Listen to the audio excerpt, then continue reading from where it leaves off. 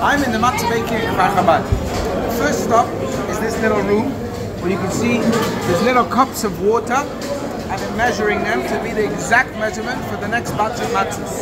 They're also at the exact right temperature.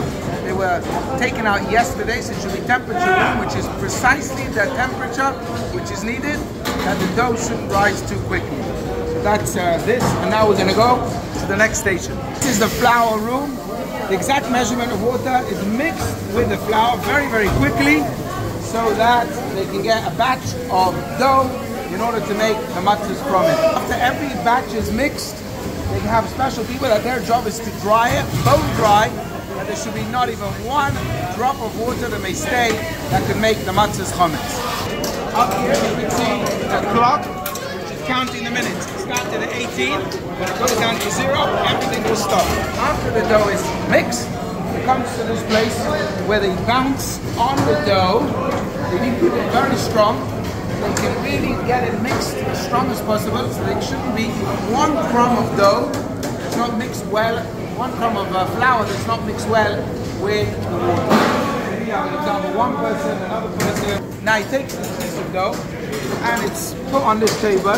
It's cut into small pieces. Each piece is going to be one matzah. This is one piece. Can we show one small piece? Come here.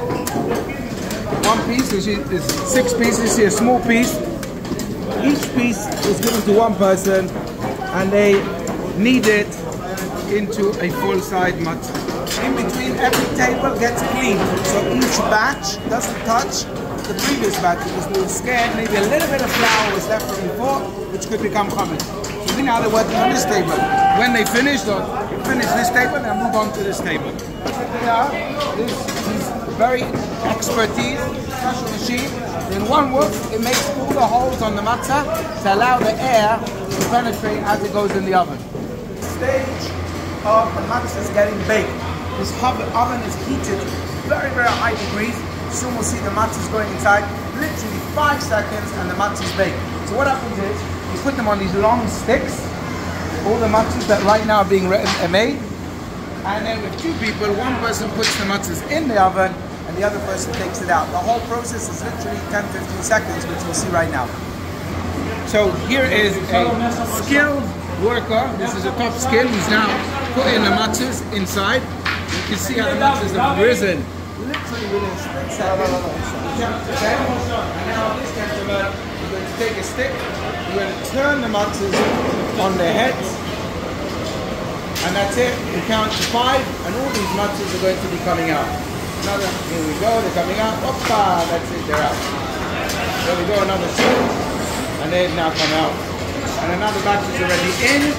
And in literally 5 seconds, the new batch will also be out.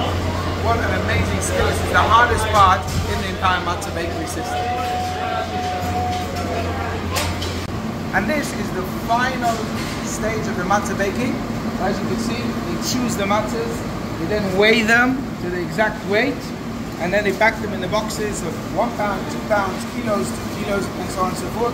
Every matzah here is checked to make sure that it's whole and that there's no dents inside and there may be not an area which hasn't been baked. Everyone gets inspected individually. And then you see also here they have the broken ones. The broken matzahs they put aside and they sell them just as small pieces of matzah in boxes that would say broken matzah. What you can see over here, it says the word chabura. Chabura means a group, because at the moment today, the bakery is being used by a group of people that they come and they do by themselves. They don't rely on the bakery people, they want to inspect everything themselves. Everyone you saw today is part of this chabura. That's why it says chabura. It's not made on mass production like other matzahs, rather individually inspected by the group of people that made these matzahs for their communities. Wow, what an interesting and educational process we just learned and saw. But what can we learn from the baking of the matzah? Everything we see, we need to take it in, especially now that we're preparing for Pesach. What message does it convey? And I think from many, one that we can highlight is zirizut, diligence, getting things done, thinking it through, knowing exactly what you want to do, and you're moving on, not procrastinating. And by the way, we must make sure not to confuse zirizut with impulsivity. Sometimes people, they think they're being quick and they're just impulsive. They do it and then they mess up. Zriza means that you think it through, you understand what you want to do, and then you go ahead and do it. Unlike a man who said to his wife once, you asked me to do it, I'm going to do it, you don't have to remind me every 6 months.